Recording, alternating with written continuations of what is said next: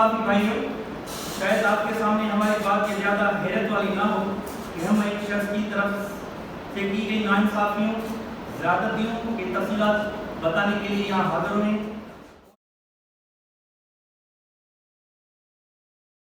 صوبہ سندھ کے وزیر اعلیٰ جناب آئی جی سندھ اور چیف سیکرٹری سندھ صاحب سے توجہ دلانا چاہتے ہیں۔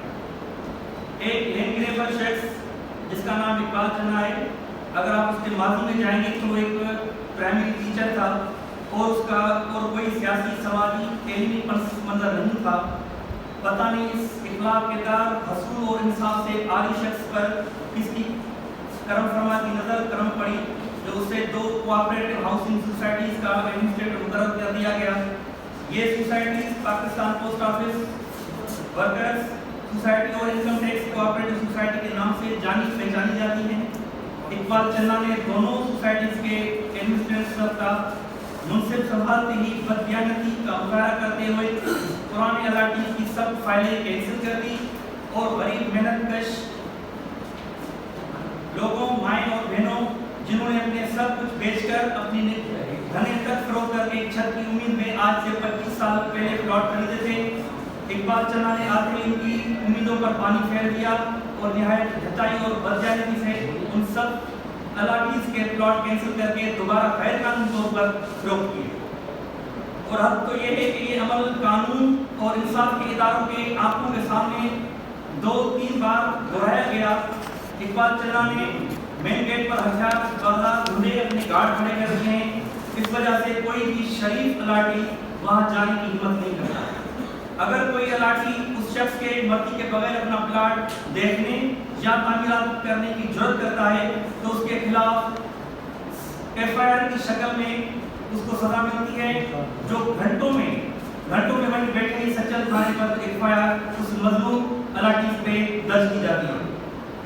اقبال چنا کی ان حق تلفیوں اور بددیانتوں کے خلاف اسکیم 33 کے عوام اور متاثرہ خاندان غم اور غصے سے متحد ہوئے، احتجاج کیا، سندھ ہائی کورٹ میں کیس داخل ہوئے، وہ بھی الاٹیز جیت گئے اور نیب بھی متحد ہوئی۔ مختلف تھانوں میں اس کے خلاف بہت ساری FIR بھی درج ہیں جو آن دی ریکارڈ ہیں۔ اخبارات میں بھی اس شخص کے بارے میں اشتہارات آئے مگر یہ شخص ہمیشہ قانون کی گرفت سے آزاد رہا۔ ایک دوبارہ نیب متحد ضرور ہوئی مگر اس کے بعد اب تک خاموشی کے سوا کچھ نظر نہیں آیا اور وہ ابھی تک اپنے غیر قانونی منصب پر پرجمان ہے۔ قانون اور انصاف حرکت میں آنے سے معذور ہے، بلکہ یہ شخص بے باک دھڑک کہتا ہے کہ کراچی پولیس میری مٹھی میں ہے اور اسے ایک چٹکی پر اپنے حکم کا پابند کر سکتا ہوں۔ یہ الفاظ ہیں اقبال چنے کے اور اس میں کوئی شک ہی نہیں ہے۔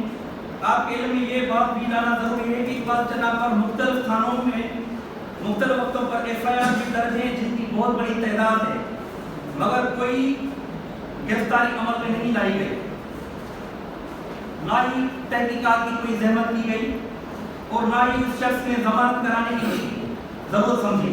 اب سوال یہ پیدا ہوتا ہے کہ آخر یہ شخص اتنا طاقتور کیسے اور کیوں ہے کہ حق، انصاف اور قانون اس کے سامنے ایڑیاں رگڑنے پر مجبور ہے،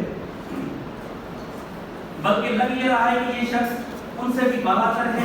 اب سوال پیدا ہوتا ہے کہ وہ کون سی طاقتور ہاتھ ہیں جو اس پر مہربان ہیں اور اس کو اپنا لاڈلا بنائے ہوئے ہیں۔ یہ بات تو جنگل کے قانون سے بھی بدتر ہے کہ اتنی FIR ہونے کے بھی بعد بھی ایک بندہ آزادی سے گھوم رہا ہے اور قانون اس کے لیے کوئی ایکشن نہیں لے رہا۔ صحافی بھائیوں، اب ہم پریس کانفرنس کی ضرورت اور مطلب کی طرف آتے ہیں اور آپ کو بتانا چاہتے ہیں کہ علاقے کے دیگر باسیوں کی طرح یہ جو دوست بیٹھے ہوئے ہیں یہ بھی لینڈ گریبر اقبال چنا کے ڈسے ہوئے ہیں۔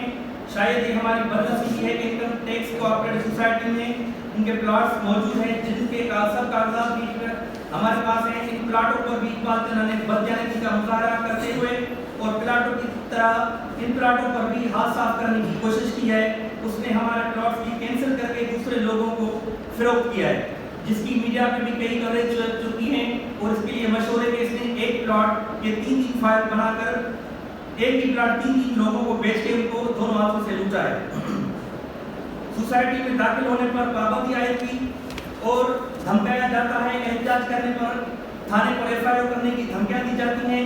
यहाँ तक कि कराची पुलिस और उसके अफसरान मेरी जेब में है, इस तरह के वो अल्फाज इस्तेमाल करता है। कल हम सच्चर थाने में एफआईआर भी दर्ज कराई, हमारे ऊपर एफआईआर भी दर्ज कर दी गई है। सच साबित हो गया है कि वाकई कानून भी उसके साथ जुड़ा हुआ है। जो भी अपने हक के लिए जद्दोजहद करता है, या तो इकबाल जनाब ने लोगों के हाथों उसको धमकाता है, डराता है, या उनके ऊपर झूठे मुकदमे एफआईआर करवाता है। और हमें किसी भी एफआईआर थाने आला तहकीकात से डरा नहीं जा सकता, क्योंकि हमें दिली इत्मीनान है कि हम हक पर हैं। हमने ये 4 प्लॉट अपने खून पसीने की कमाई से खरीदे हैं। हमने तैयार दिल से एक अज़म किया है कि हम अपने हक के लिए कानून का सहारा लेंगे, एहतजाज कराएंगे, हर बादल शख्स को उसके ज़मीर को आवाज़ देंगे, इकबाल चना का मुनाफिकत, झूठ और मकाई से सरशार चेहरा दुनिया को दिखाएंगे, जो उसने जुल्म और बरकत गरीब लोगों के साथ किया है। मोहतरम साहब, भाइयों, हम आपको एक और ज़रूरी बात भी गोशगुजार करना चाहते हैं कि जब हमने अपने हकूक़ के लिए मज़ामत करने का इरादा ज़ाहिर किया तो बहुत सारे लोग जा इकट्ठे, वो लोग जो इकबाल चना के डसे हुए थे, उन्होंने हमसे रब्ता किया, एक साथ मुश्तरका मज़ामत करने का इरादा ज़ाहिर किया। उनमें से कुछ लोग इस प्रेस कॉन्फ्रेंस में भी अपना दुख और नाइंसाफियां बयान करने के लिए मौजूद है।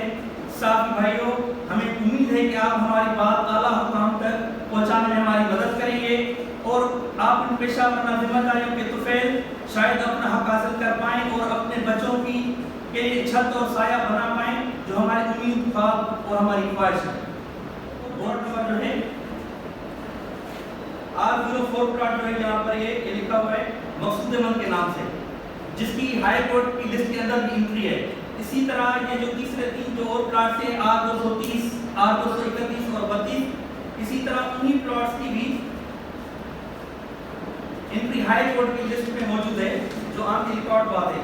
लेकिन उसके बाद भी कानून ने आंखें बंद किए हुए हैं और कोई भी गरीब माँ एहतजाज के लिए जाता है तो उसकी दाद रसाई नहीं होती, उल्टा उसी के ऊपर ही उसके कहने पर एफआईआर की जाती है, जिस बात का हमें बहुत अफसोस है। एफआईआर हुई थी, अब उस औरत का जुर्म क्या था कि उसके घर के अंदर गली जो थी, उस गली पर उसने कब्जा किया इकबाल चना ने, और उसके खिलाफ उसने आवाज़ उठाई और उस औरत को फिर उसने धमकाना शुरू कर दिया, अपने घोड़े बेच के उसको कई बार उसने पिटवाया।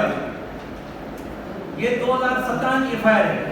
ये सिर्फ लैंड ग्रैबर कब्जा माफिया नहीं है, लेकिन ये बंदा ये एफआईआर 683 दरख्शां थाने की एफआईआर 2017 की। ये अगवा बराए तामान की एफआईआर है, जो अभी तक एटीसी एंटी टेररिज्म के कोर्ट के अंदर ये केस चल रहा है इकबाल चना के अंदर के ऊपर। ये मुसलसल ये दोनों केसेस के अंदर, उसके बाद ये एफआईआर है। इतनी एफआईआर होने के बाद भी कानून ने अपने कानून में मूल्य डाली हुई है और उसको गिरफ्तार करने से कासिर है। फिर ये अपने सोर्सेज लगवाता है, यही एफआईआर उधर ही उसमें से ही C क्लास B क्लास करवा देता है। अब सोचने की बात यह है कि इतनी एफआईआर, इतना क्रिमिनल रिकॉर्ड होने के बाद अगर आप जाएंगे सोशल मीडिया, प्रिंट या इलेक्ट्रॉनिक मीडिया पे, तो उस पर भी इसकी अच्छी खासी मवाद पड़ी है लोगों की, इलाकीज़ की, जो इसके जुल्म और बरबरत का शिकार हैं।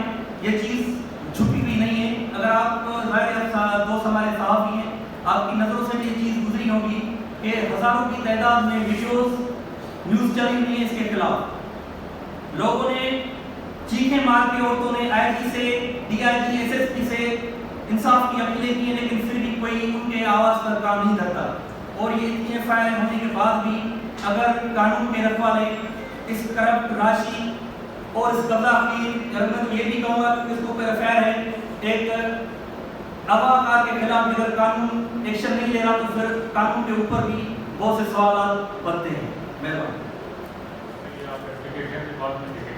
अभी जो काम होगा उसको रुकाया नहीं है, तो अंदर जाने की इजाज़त नहीं दे रहे, इसलिए इस पर जो है सरकार में से यही कहूँगा कि प्लॉट नंबर है 236 और 264, इन पर जो है उन्होंने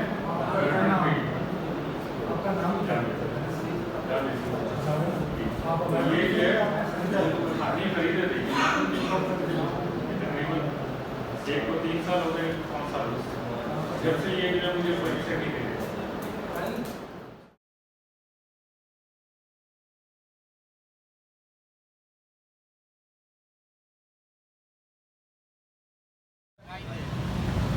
ಈ ಗುಂಡಾಗರ್ದಿ બંધ કયો ಈ ಗುಂಡಾಗರ್ದಿ બંધ કયો ಈ ಗುಂಡಾಗರ್ದಿ બંધ કયો ಈ ಮಾರಾಮಾರಿ બંધ કયો ಈ ಮಾರಾಮಾರಿ બંધ કયો ಈ ಮಾರಾಮಾರಿ